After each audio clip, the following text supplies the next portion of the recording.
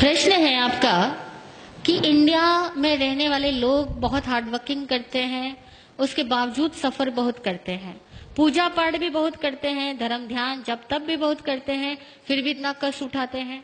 और फॉरेन में रहने वाले लोग इतना कोई पूजा पाठ जब तक करते ही नहीं है और उनकी लाइफ कुछ इस टाइप की है कि वो बहुत कम कष्ट उठाते हैं और बहुत जल्दी सफलता पा लेते हैं। उसका क्या कारण है? यही आपका प्रश्न है ना? उसका क्या कारण है? तो यहाँ there are so many reasons, बहुत सारे कारण हैं।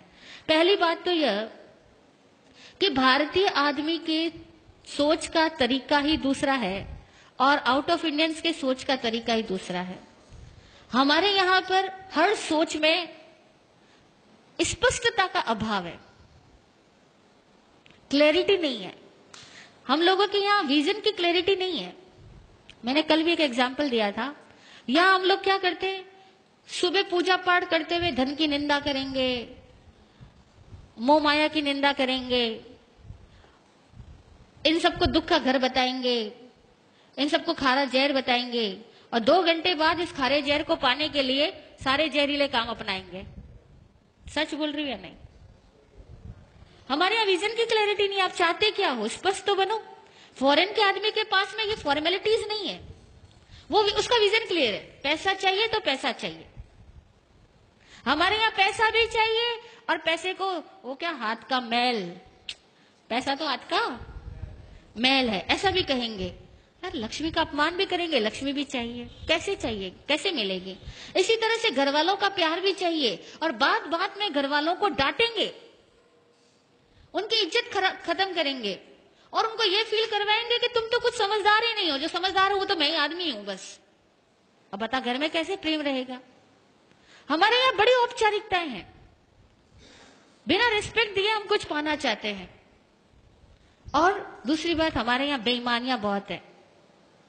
फॉरेन के आदमी में स्पष्टता तो है ही, ईमानदारी भी बहुत है।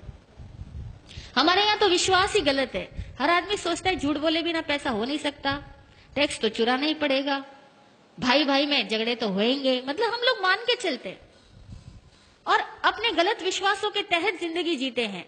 हमें एक्चुअल में कहे ना तो धार्मिक लोगों को भी जीने का सही सलीका नहीं आता। और दूसरी बात, ये धर्म करते किस लिए हैं? ईमानदारी से पूछना, धर्म किस लिए करते हैं? मोक्ष वोक्ष की तो सारी बातें हैं। हर आदमी, कोई किसी को मोक्ष नहीं चाहिए। और वो धर्म भी किस लिए करता है? धर्म भीरू होने की वजह से धर्म करता है। हम लोग धर्म क्यों करते हैं पता? धर्म भीरू है, धर्म से डरते हैं, पाप बनने से डरते हैं, नरक से डरते हैं, भगवान से डरते हैं, इसलिए तो धर्म करते हैं। हम कौन सा धर्म समझ के करते हैं? वो लोग थोड़ा भी करेंगे या नहीं भी करेंगे, कम से कम जीने का विज्ञान समझते हैं कि लाइफ कैसे मूव करती है, उसका साइंस समझते हैं, फिर जिंदगी को जीते और खुल के जीते हैं। हमारे यहाँ तो हर चीज औपचारिक है। भूख लगी होगी ना, तब भी कोई कह भी देना कि खाना खा लो तो कहेंगे नहीं नहीं पेट भरा हुआ, अभी घर से खा के आया। हाँ, नहीं बोलते? किसी के घर चले जाओ आप लोग और सामने वाला बोले कि खाना खा लो और आपको भूख भी लगी है, तभी कहोगे नहीं नहीं जी भूख बिल्कुल नहीं, अरे भाभी जी कष्ट मत करो, मैं तो घर से खा करके आया हूं। और सपोज वो दोबारा तिबारा कहेगा ना तो खा लोगे। खाओगे या नहीं खाओगे? कहने का मतलब यह हुआ कि हमारे यहाँ पर धर्म के नाम पर भी डर चलता है, रिश्वतखोरी चलती है, क्योंकि हम तो भगवान को साफ साफ रिश्वत देके आते हैं। देते या नहीं देते? मंदिरों में जाते हैं, साफ रिश्वत देते हैं, भगवान मेरा ये काम कर देना, मैं ये चढ़ा दूंगा। और पहले चढ़ा करके बाद में चढ़ाने का वायदा करके भगवान से अपने इच्छाओं की पूर्ति चाहते हैं। बड़े अवैज्ञानिक तरीके से हम लोग भक्ति करते हैं, अवैज्ञानिक तरीकों से धार्मिक क्रियाएं करते हैं, क्योंकि धर्म को हम समझने की कोशिश भी तो नहीं करते, खाली हम रिवाजों को फॉलो करते हैं, लकीर के फकीर बने हुए हैं। तो धार्मिक होने से, पूजा पाठ जब तक करने से कुछ नहीं होता। और अक्सर देखा जाए तो ज्यादा जाप वही करता है जो ज्यादा डरपोक होता है, ज्यादा लालची होता है, जिसको लगता है जितना ज्यादा जाप करूंगा मेरा धन उतना ही ज्यादा बढ़ेगा, मेरी सुरक्षा उतनी ज्यादा बढ़ेगी। अक्सर लोग इसी वजह से जब तक ज्यादा करते हैं और इसलिए करते हैं कि थोड़ा भगवान खुश रहेगा तो मैं जितने पाप कर रहा हूं ना उसका फल मुझे कम देगा। हकीकत है, हम इंडियंस लोगों की सोच ही बड़ी अजीबोगरीब है। इसीलिए हम लोगों का जब तक सब देखा जाए ना तो बड़ा स्किन डीप भी नहीं होता। जरा सा कुछ घटना चेंज होगी ना, सब छूट जाने वाला है। कुछ घर में एक प्रतिकूलता हो गई तो कहोगे हे भगवान, हे कन्हैया, तेरे से तो मेरा विश्वास ही हट गया, तू मेरा कुछ भला नहीं करता। हम भगवान को भी सीधा तिरस्कृत करके आ जाएंगे, तूने मेरा क्या किया, मैंने इतने सालों तक तेरी पूजा की, तूने मेरा किया तो किया क्या। हम लोग कहाँ भक्ति करते हैं? भक्ति कोई हृदय की होती है? अब भक्ति ज्ञान से आए, भक्ति प्रेम से आए तो ये सवाल ही नहीं पैदा होगा। और दूसरी बात, इंडियंस लोग सफर इसलिए करते हैं क्योंकि यहाँ बहुत बड़ा तंत्र खराब है।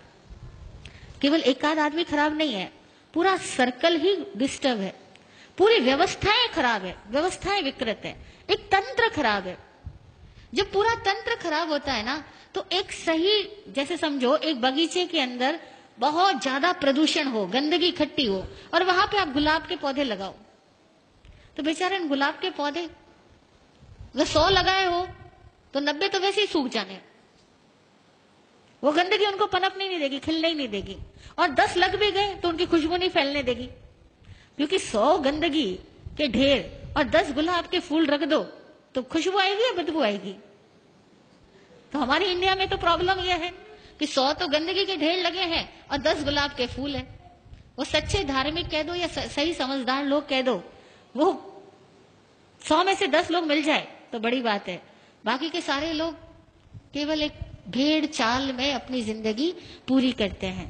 इसीलिए इस इंडिया में तंत्र बिगड़ा हुआ होने की वजह से बहुत चीजें बिगड़ी हुई है। दूसरी बात, इंडिया के लोग ऑनेस्ट नहीं है, जितनी समझदारी की बातें हम जानते हैं ना, उसको फॉलो नहीं करते। आपने कितनी बार सुना सफाई रखनी, यत्न से काम करना, लेकिन अभी यहां भी खाना होगा ना तो भी लोग सफाई नहीं रखेंगे, यत्न से काम नहीं करेंगे। कितनी बार सुना होगा अपना काम खुद करना, बच्चों को हम कहते हैं अपना काम खुद करना, लेकिन आप इतने बड़े हो गए, आप भी यहां से जाओगे ना, कोई लोग ये नहीं सोचेगा कि कुर्सी का ढेर पड़ा, अपनी कुर्सी उठा के उसी पे रखूं। हर आदमी कुर्सी छोड़ के ही जाएगा। और मैं इतनी बार यहाँ कह चुकी हूं, लेकिन मैं रोज देख रही हूं कि यहाँ कोई 1 या 2 आदमी मुश्किल से होता है जो अपनी कुर्सी व्यवस्थित रख के जाता है, बाकी सब ऐसे ही छोड़ के जाते हैं। We are not honest. यहाँ लिखा हुआ जूते वहां खोलना, लेकिन हर बार बाहर बैठे हुए आदमी को कहना पड़ता है कि जूते वहां खोलो, आंटी जी यहाँ मत खोलो। क्यों?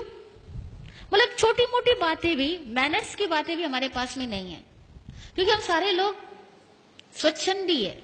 शास्त्र में एक वर्ड आता है स्वच्छंदी, मनमानी करने वाला। हम सारे लोग इस तरह के हैं, हम सब अपनी मनमानी से जीना चाहते हैं। हमें डिसिप्लिन पसंद नहीं है, और कोई दूसरा हमें डिसिप्लिन में रहने को कह दे, उस आदमी से तो मुंह चिढ़ा लेते हैं, उस आदमी से तो अपनी दूरियां बनाना शुरू कर देते हैं, क्योंकि इसने मुझे कैसे कह दिया। हम वहां जाना ही बंद कर देंगे। ईमानदारी की बात है, ये हम साधु इसलिए आप हमें माफ कर रहे हो, बाकी कोई और आदमी आकर के आपको कुछ कह देना, अनुशासन के नियम यहाँ पर, आप कहोगे इस जगह जाना ही नहीं दोबारा। सच है। इसीलिए आसान नहीं है। इंडियंस लोगों को अपने आप को पहले ईमानदार बनाना होगा, अपनी सोच को वैज्ञानिक बनाना होगा, और अपने हर कार्य को सही तरीके से करने की कला सीखनी होगी। तब कहीं जाकर के इंडिया फॉरेन कंट्रीज के लोगों की तरह एक सुलझी हुई जिंदगी जी पाएगा। और कम से कम हमारे यहाँ साधु संत भी, सॉरी टू से, गुस्ताखी माफ, मिच्छामि दुक्कडम, साधु संत भी लोगों को जीने का सही तरीका नहीं बतला पाते हैं। वे भी लोगों को डराते हैं अथवा लालच से भरते हैं, और साधु संतों के कारण भी हमारे समाज की सभ्यताएं विकसित नहीं हो पाती। और ये भी एक बहुत बड़ा कारण है कि साधु संत खुद भी समझदार नहीं होने की वजह से इतनी सारी पब्लिक के लेवल को रेज नहीं कर पाते, और फिर जो वाकई समझदार लोग हैं वो साधु संतों के पास आना भी पसंद नहीं करते, नहीं पसंद करते। उसका कारण साधु संत स्वयं है।